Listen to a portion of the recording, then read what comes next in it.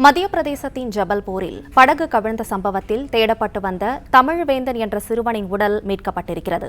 இதுகுறித்த மேலும் விவரங்களை செய்தி ஆசிரியர் வேல்ராஜ் வழங்க கேட்கலாம். வேல்ராஜ், விவரங்களை சொல்லுங்க.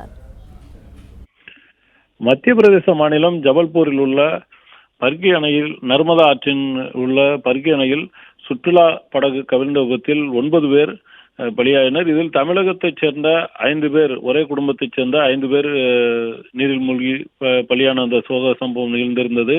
இந்த நிலையில் திருச்சியைச் சேர்ந்த அந்த தமிழரான திருச்சியைச் சேர்ந்த காமராஜ், அவரது மனைவி கார்குழலி, உறவினர்கள் சௌபாக்கியம் மற்றும் காமராஜின் மகன் தமிழ்வேந்தன், மயூரன் உள்ளிட்ட 5 பேர் இறந்திருந்தனர். இதில் 2 பெண்களது உடல்களும் மீட்கப்பட்டு இன்று ஏர் ஆம்புலன்ஸ் மூலம் தமிழகத்திற்கு அனுப்பி வைக்கப்பட்டது.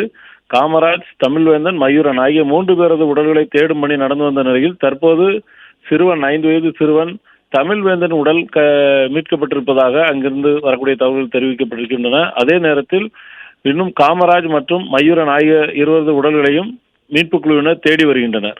பிளே ஸ்டோர் மற்றும் ஆப் ஸ்டோரில் இருந்து பாலிமர் செயலியை QR கோடு மூலம் பதிவிறக்கம் செய்யுங்கள். செய்திகளை உடனுக்குடன் பெறுங்கள்.